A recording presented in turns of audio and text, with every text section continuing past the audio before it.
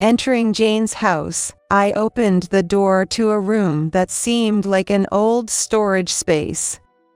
In the corner of the dark room, I found Violet. What on earth happened? As I called out, Violet looked up. She looked very pale. Grandma. Next to Violet were textbooks and workbooks. How long have you been here without even turning on the light? I've been here for a year. What did you just say? Did she study here for a year? And there were dishes and cups around, too. Had she been eating here as well? Can you tell me what's going on, Violet? I took Violet's hand and spoke to her. After hearing Violet's story, I couldn't hide my shock. I never imagined she had suffered so much. The root of all evil was Jane. I left the storage room, completely furious. I found Jane and screamed at her, shaking with anger. What were you thinking, locking a child up in such a place? What you are doing is wrong. Just as Jane was about to retort, the front door opened and someone came into the house. How could you? I stared at a bewildered Jane with a cool gaze. My name is Hilary Taylor, 63 years old. I currently live with my husband, Kyle, just the two of us, and I'm a housewife. Kyle is 65 this year. He's retired, and we spend our days relaxing at home. We have two sons, Kevin and Jeremy. Kevin is 38, and Jeremy is 34. They've long since left the nest and built their own families, so now we only see them during holidays like Christmas and Thanksgiving. Since the younger son's family has no children, our only grandchild is Violet, the daughter of our eldest son's family. Violet is a lively and adorable girl who turns 8 this year.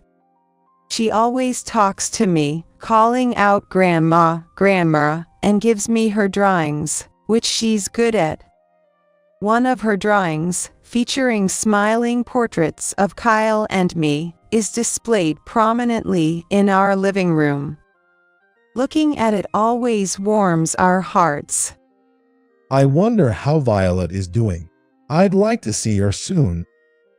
Kyle remarks with a squint. Yes, I do want to see her drawings again. Violet was happily drawing today as well. We believed that.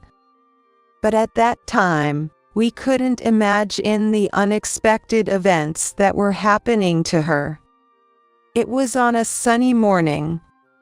The doorbell rang, and I opened the door to find Jane standing there. It's been a while, Hilary. Jane, what brings you here, all of a sudden? I was surprised. Jane is our eldest son, Kevin's wife.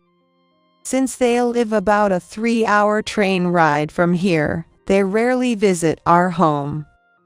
What happened to her? Sorry for the sudden visit. I have a favor to ask. What is it? Come in first.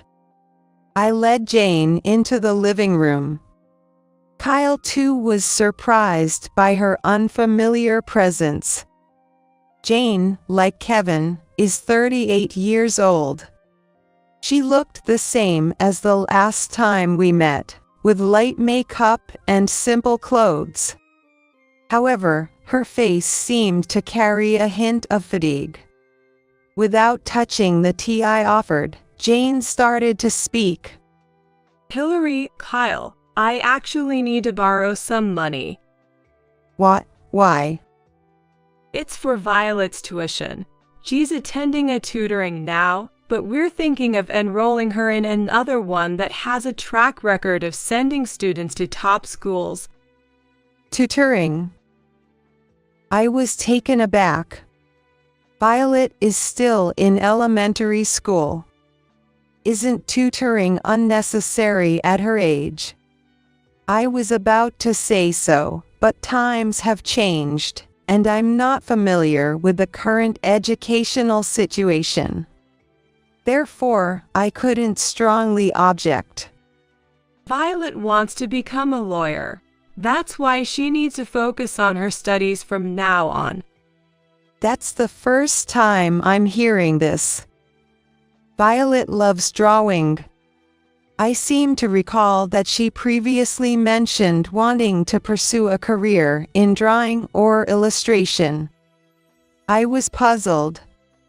Suddenly, Jane's eyes narrowed sharply. How can you say that? That's not possible. Violet is going to become a lawyer no matter what anyone says. So please lend us the money. Jane's vehement demand made both Kyle and me shrink back. If that's the case, we need to check with Kevin first. Kyle said, to which Jane suddenly regained her composure and answered with a smile. Kyle, it's okay. Kevin agrees to. We'll pay you back as soon as we get the bonus. But she's already attending a tutoring, right? And you're saying to add another one. Hillary, the competition starts from elementary school these days. Without good education, you're left behind in society. It's all for Violet's future. Please understand, I beg you. Now she was tearfully making her plea. Kyle and I exchanged looks and fell silent. It's hard to argue when it's for Violet's future. I'd like to hear it directly from Violet, though. Violet is studying hard at home right now, not wanting to waste any time. She's really trying her best. So, please don't disturb her. Shouldn't we as adults do everything possible to support Violet's wishes?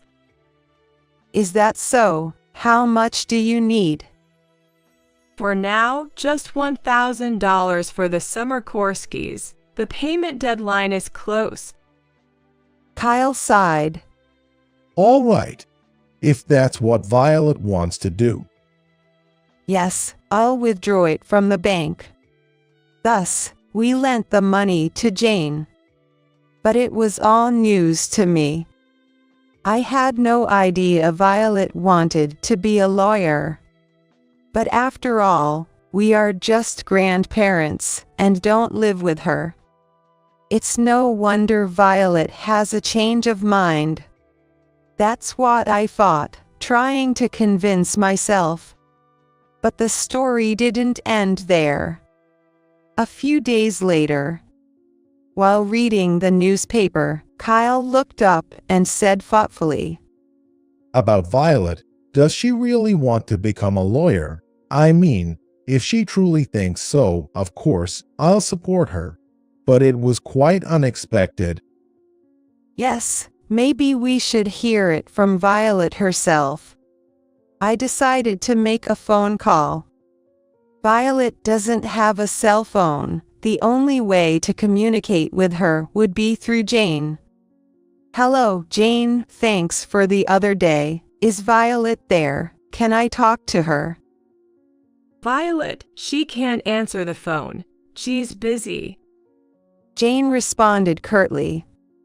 Just for a short while. Then Jane suddenly started yelling. Just for a while. What if she misses solving even one problem during that time? The entrance test for the tutoring we talked about is coming up. The test scores will determine her class placement.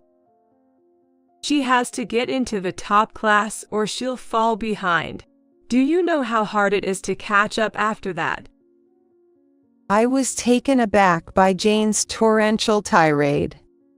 And since she was completely unyielding, I had no choice but to reluctantly end the call. How did it go? Kyle asked anxiously, and I shook my head. No good, Jane wouldn't put her on the phone. What? Why? I don't understand it myself. I'll try calling Kevin. I searched for Kevin's name on my smartphone's contact list. In fact, Kevin was not living with Jane currently. He had been on a work assignment alone for about a year now. He proudly told me last year that the company had high hopes for him and promised a promotion upon his return from this assignment. I didn't want to involve him too much, but it seemed necessary now. Kevin answered the phone immediately. Hello, oh, it's you, Mom. Sorry to bother you when you're busy. It's about Violet. I briefly recounted my exchange with Jane. Then Kevin expressed surprise. Wait, what? Violet wants to be a lawyer. I've never heard of that. Kevin, like us, had never heard of it. Moreover, he was unaware that Jane had become so enthusiastic about Violet's education. Being away from home for a year, it's no wonder. I'm not quite sure, but maybe Jane has started saying some odd stuff. I'm swamped with work right now. It'll be a while before I can return home, but I'll try to talk to them in person next time. That would be better. It might be nosy, but I'm really curious about Jane's sudden change. Is it that weird? Oh, now that I mentioned it, speaking of lawyers. Kevin shared something with me. It was enough to fuel my anxiety. Over the weekend, Kyle and I visited Jane's house. It was about the eldest son's family. Maybe it's wrong for me to interfere. Still, I had a bad feeling about it. After all, Jane was just screaming, and we hadn't really heard Violet's side of things. I wanted to know what Violet thought. Besides, she is now a fatherless life, which means a single-parent home. I wondered how Violet was spending her time alone with Jane. When I rang the bell and introduced ourselves, Jane came out in a panic. What's the matter, Hillary and Kyle? Jane was clearly flustered. A friend of mine lives around here, so I was just stopping by on my way back from visiting her. I responded with a smile. A little white lie can't hurt. By the way, is Violet around? Jane fumbled for an answer to my question. Well, she's not feeling well and is resting in the back. I'm sorry for the inconvenience, even though you've come all this way. It's all right. I just wanted to see her for a bit. No, but she probably wouldn't want to meet you. So maybe not today. Jane was adamant about not letting us see Violet, not budging an inch. Something felt off. At that moment, Kyle spoke up. Ouch. My back. My chronic back problem. Kyle crouched down, clutching his back. Are you okay? He glanced at me. He said it wasn't chance. Jane, is there a chiropractor around here? Well, I think. We still have the taxi waiting over there. Could you show us the way? Sorry for the trouble.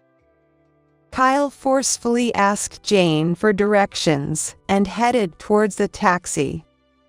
As I watched the two of them leave, I muttered, "Sorry, Jane." Then, I entered the house. It was silent, with no sign of anyone around. I opened each room door, searching for Violet. "Violet, where are you, Violet?" She wasn't in any of those rooms. The last place left was an unused, old storage room. There, in the dark room, was Violet. With resolve, I opened the door. "What's going on?" When I spoke, Violet looked up. Her face, which I hadn't seen in a while, seemed terribly pale.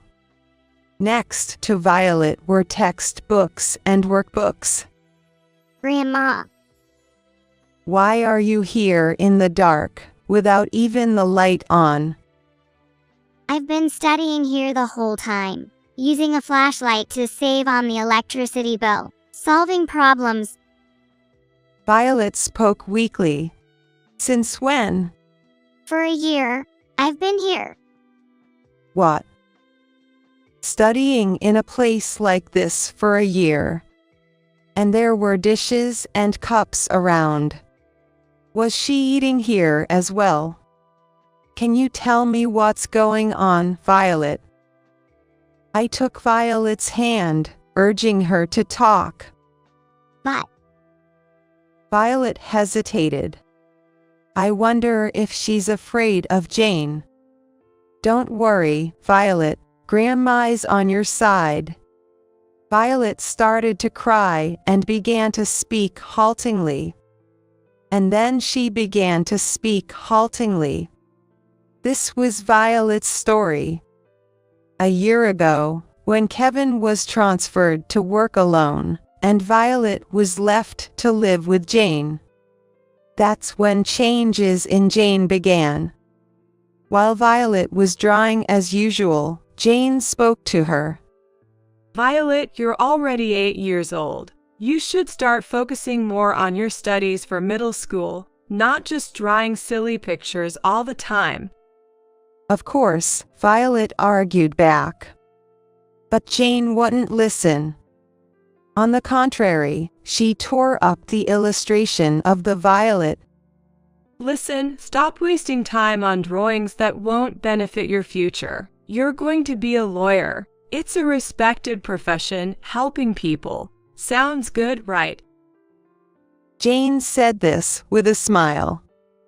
That's when Violet's days of hell began.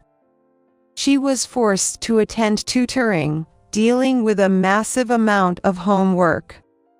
Though only in 3rd grade, Violet was pushed to study at a middle school level for accelerated education. Rest was not an option. If test results were poor, Jane would rage and berate Violet. Eventually, Violet was told, as punishment, you'll live in the storage room, making her eat and study there. Moreover, if you can't answer the questions, you don't deserve to sleep inside the house, so she slept under the eaves. Sometimes, Kevin would return from his assignment. However, Jane would act normally only when Kevin was home. She also made sure to warn Violet, you know what will happen if you tell your dad, right? This made it impossible for anyone to seek help. I was stunned by these revelations. Jane's behavior wasn't just being enthusiastic about education. It was clearly excessive. I was trembling with anger. Jane said it was for Violet's future, but this is not for Violet. I've been drawing these secretly because I would get scolded by Mom. Violet showed me a piece of paper. There was a colorful drawing. It was a bright and cheerful picture that seemed to bring joy to anyone who looked at it. Thinking that she had been drawing with all her might in such a hellish environment made my heart ache. Clearly, Violet doesn't want to be a lawyer. It was all Jane's imposition.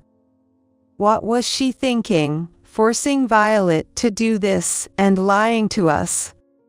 I looked into Violet's eyes and said, I understand now, thank you for telling me. let's go to my place for now. It's not good for you to stay here." The more I heard, the more convinced I became. Jane was not in a state to accept reasoning. The priority was to get Violet out of this house. Then, there was a commotion near the entrance. Jane and Kyle must have returned. "Violet, wait here for a bit," I told her and stepped out of the storage room. I had to speak clearly to Jane. Seeing me come out of the room, Jane raised her voice. "Hillary, how dare you enter the room without permission? Did you and Kyle deceive me, pretending his back hurt?" Looking past Jane, I saw Kyle now standing up straight.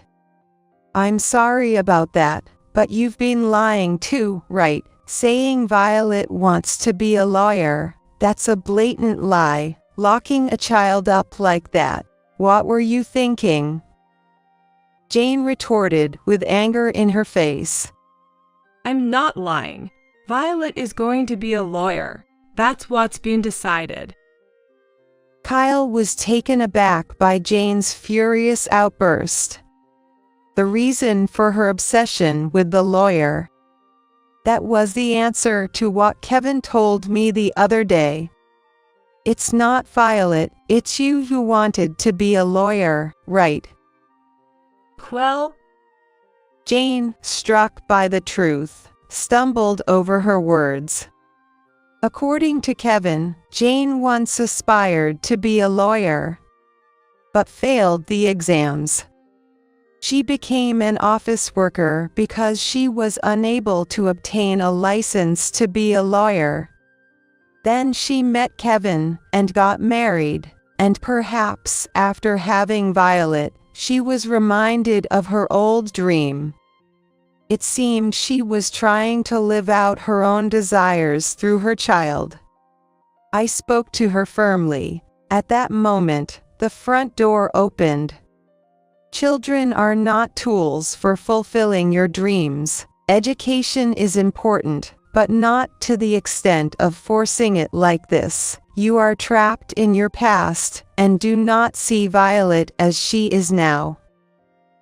be quiet. What do you know, Hillary? Becoming a lawyer means a secure future. It's all for Violet's sake. Jane's continued shouting was painfully desperate. Then the front door opened. The person who entered the living room was Kevin. Kevin, why? How did you? Jane was perplexed. He was panting in his suit. He hurried back from his workplace. I got a call from Mom and was worried, so I came back early. I had no idea it had come to this.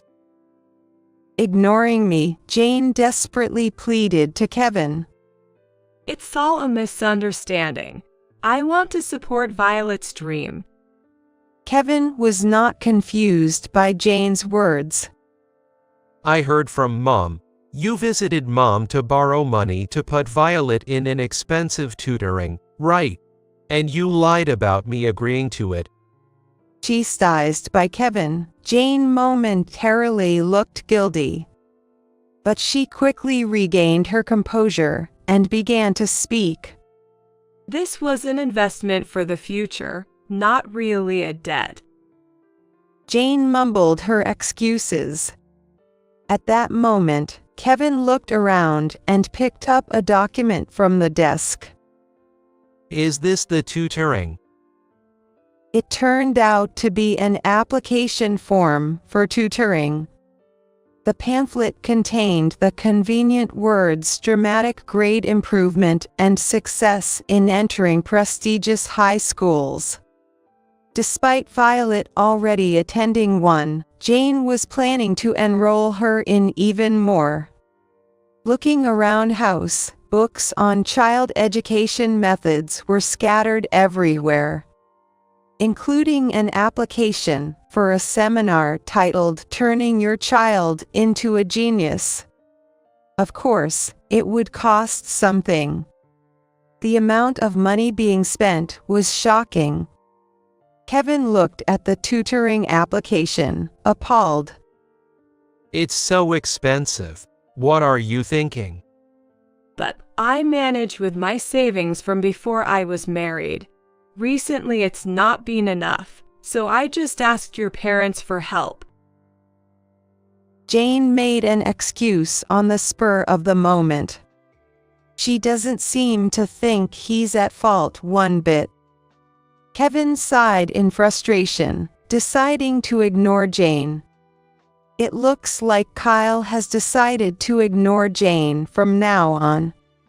Turning to me, he said wearily, There's no point in talking to Jane anymore. Where is Violet?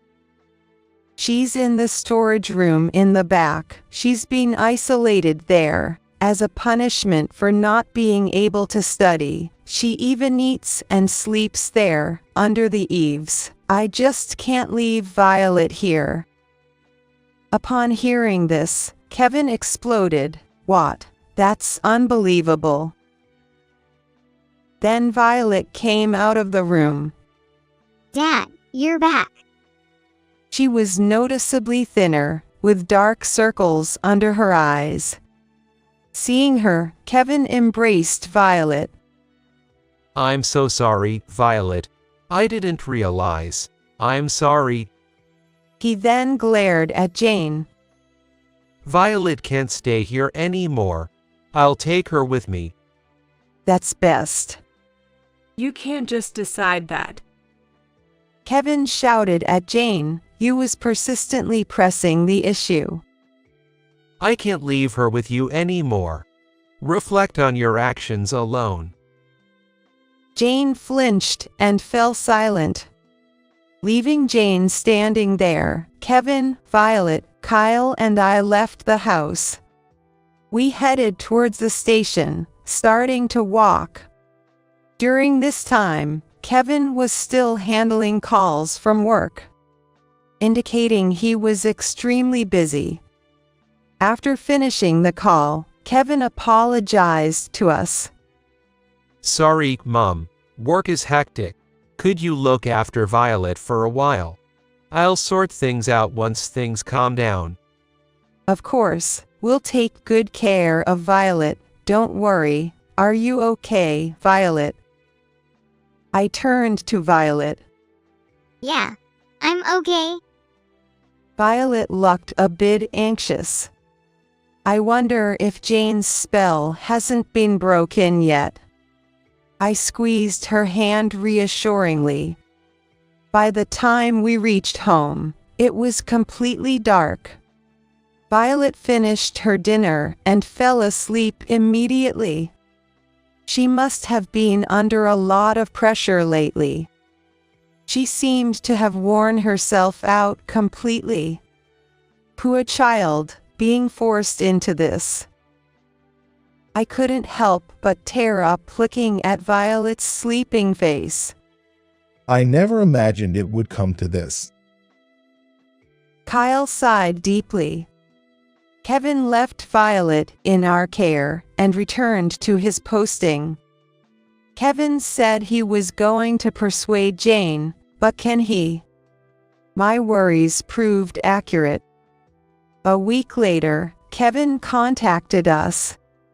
He had been trying to reason with Jane in between his busy work schedule.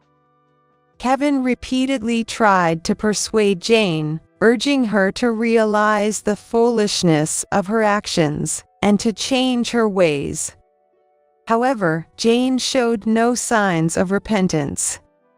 Far from showing remorse, Jane even said, "Where have you put Violet? She will fall behind in her studies. There are tests coming up soon."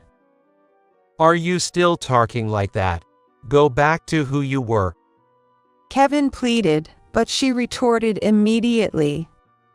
I'm normal. I'm the one who thinks about Violet more than anyone else. Despite hours of conversation, no resolution was reached, eventually leading to her hanging up the phone. The situation was at a standstill. It was around the time discussions emerged about considering divorce and Kevin formally taking custody of Violet.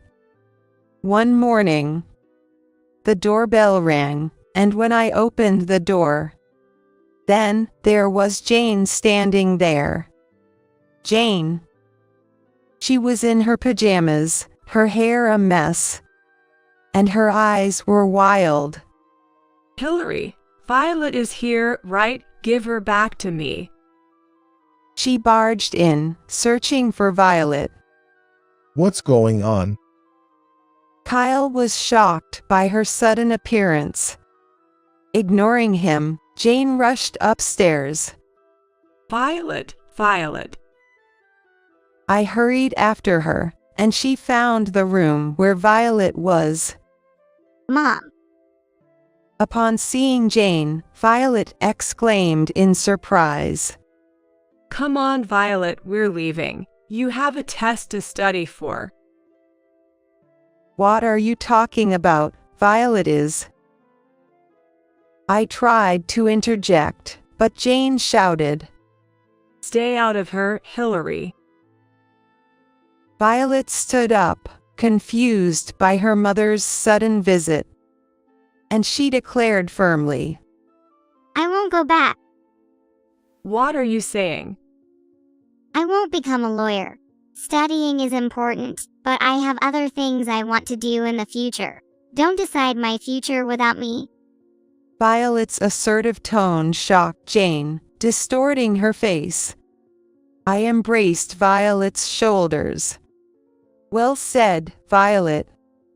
But Jane, furious, glared at me. I get it, you must have brainwashed Violet, and forgivable. She is going to become a lawyer.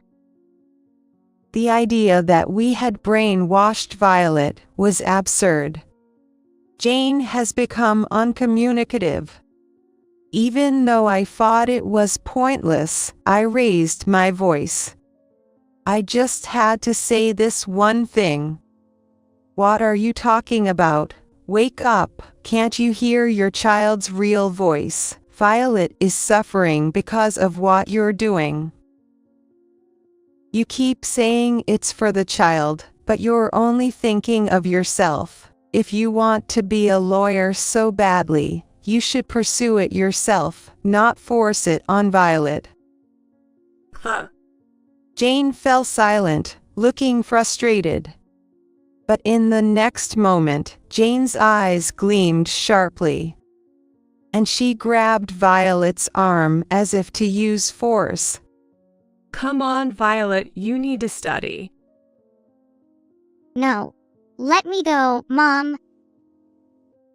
Violet protested, trying to pull away as Jane dragged her out of the room. Wait. Violet resisted. During their struggle, they lost balance. Watch out. Kyle shouted. But it was too late. They tumbled down the stairs. Violet, Jane. When I called out, Violet responded with I'm okay and managed to get up, but Jane remained motionless. Kyle immediately called an ambulance. I was bewildered by the serious turn of events.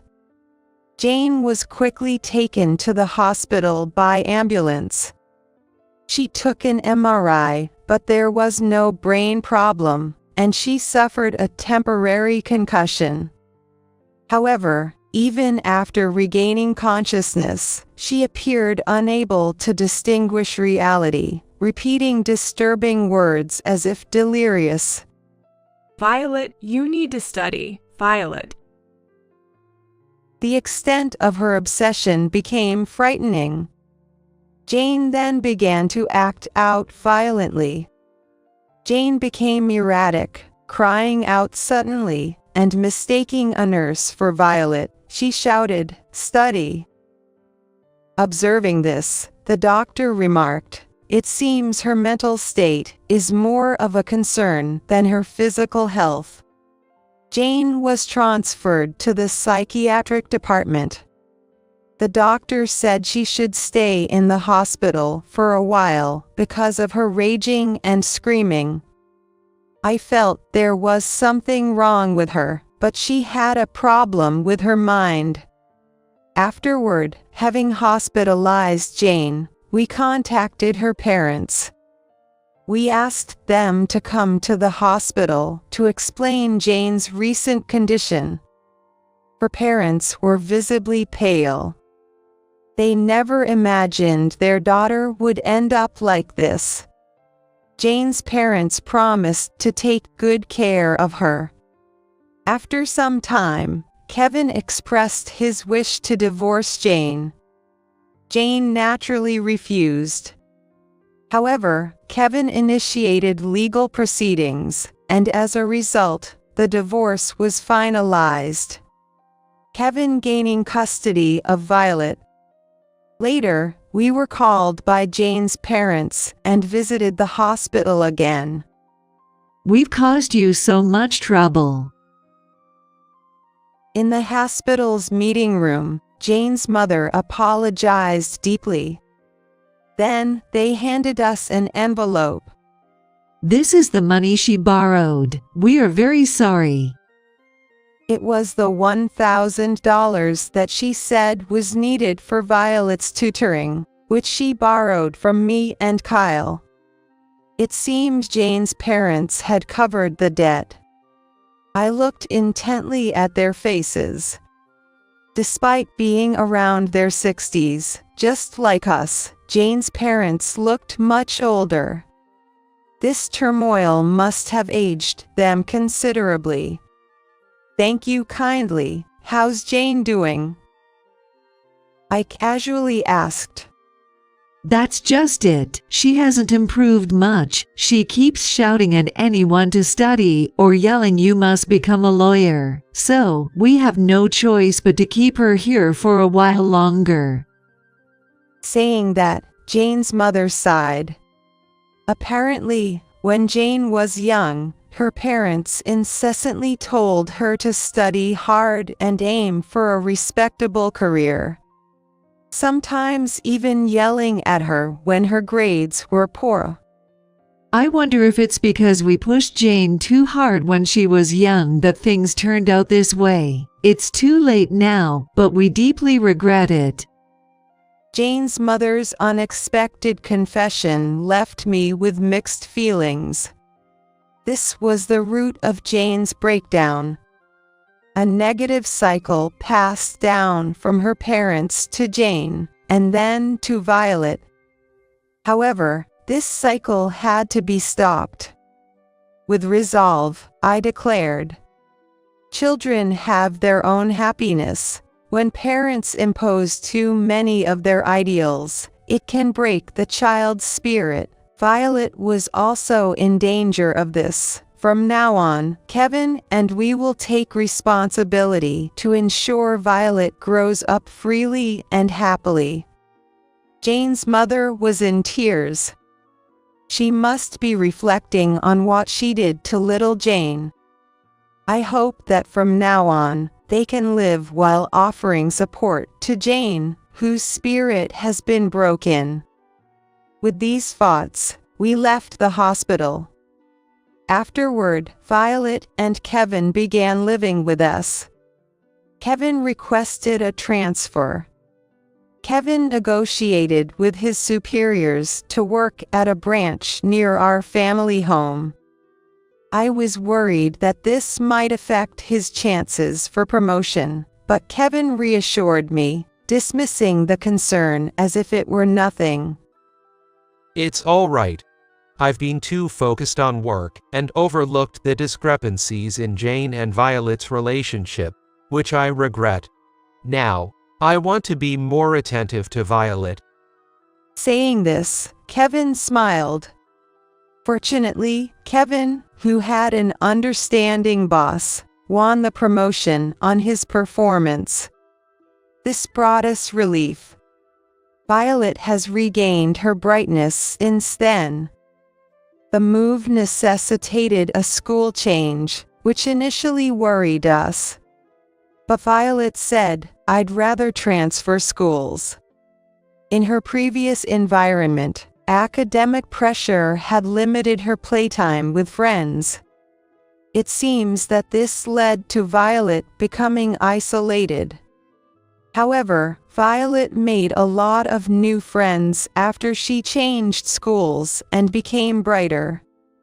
Now, she enjoys drawing her favorite illustrations and sharing them with everyone. She smiles and says she wants to be an illustrator in the future. Seeing Violet return to her original self and being happy is the most joyful thing for us. Parents worry about their children's future. And parents tend to put more rails on their children than they need. But if you make a mistake, it's just an imposition of your ideal. We keep this in mind, gently overseeing their growth. The most important thing is Violet's smile. We continue to hope that Violet will grow up healthy and happy.